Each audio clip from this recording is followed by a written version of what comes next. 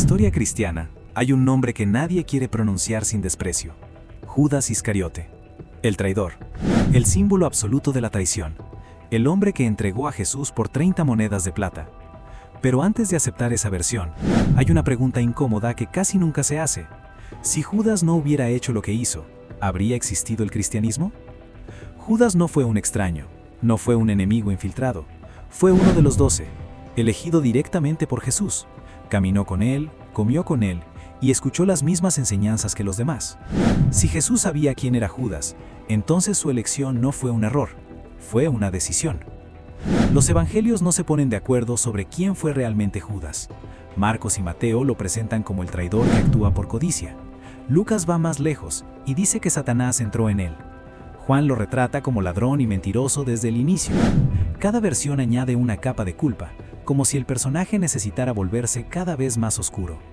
Pero aquí surge la primera contradicción.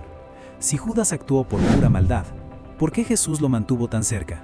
¿Por qué le confió la bolsa del dinero? ¿Por qué, en la última cena, no lo detuvo? Según los mismos textos bíblicos, Jesús sabía que sería entregado. Lo anunció, lo aceptó, incluso dijo que aquello debía cumplirse. Entonces la traición no fue una sorpresa, fue parte del plan. Y si fue parte del plan, Judas deja de ser solo un villano y se convierte en una pieza necesaria.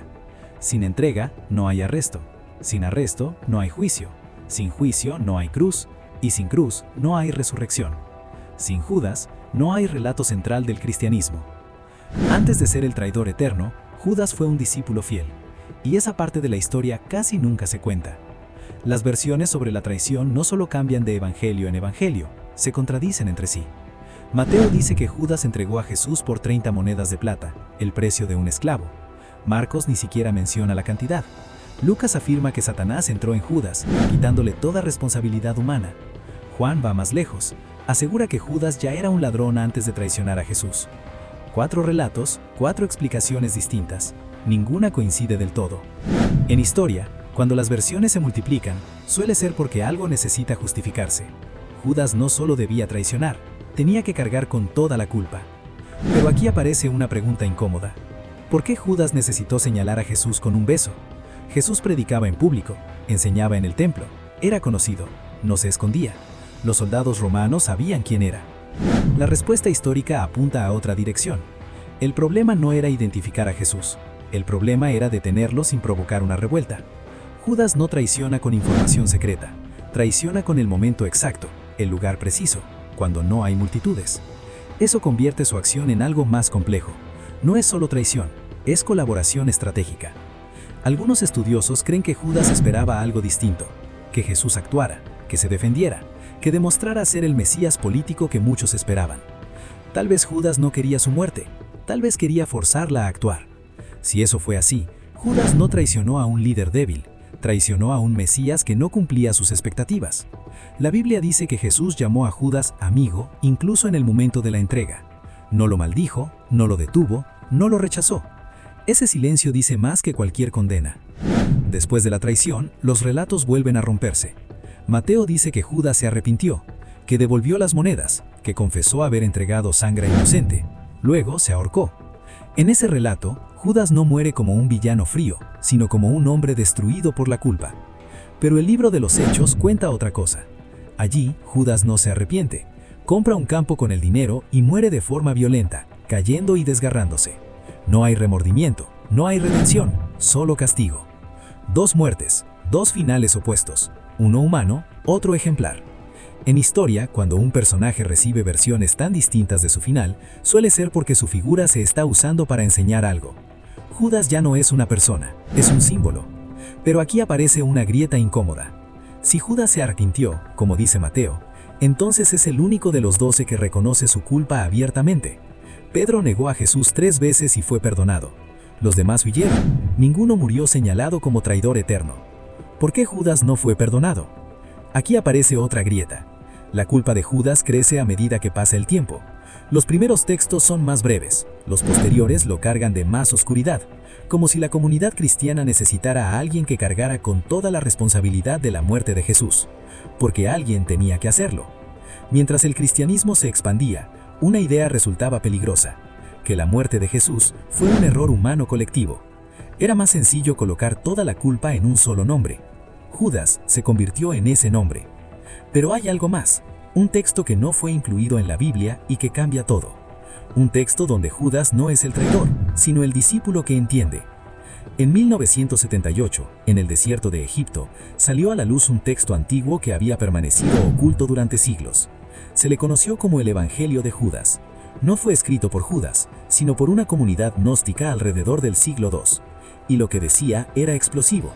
En ese texto, Judas no es el traidor, es el único discípulo que comprende realmente a Jesús. Los demás no entienden su mensaje, siguen pensando en poder, en jerarquías, en un reino visible. Judas, en cambio, entiende que Jesús no pertenece a este mundo. Según este evangelio, Jesús le pide a Judas que lo entregue, no como castigo, sino como liberación.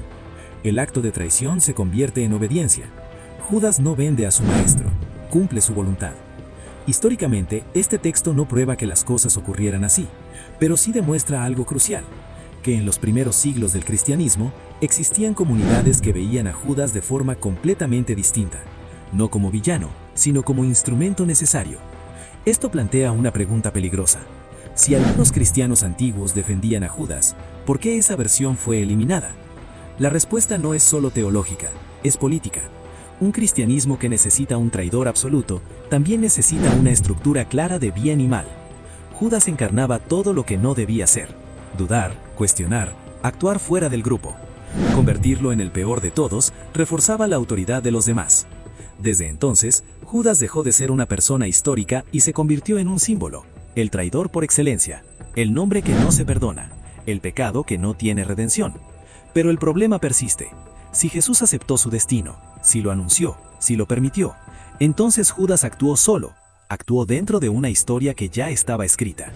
Y eso nos lleva al final inevitable, porque si Judas fue necesario, entonces el cristianismo le debe más de lo que jamás ha querido admitir.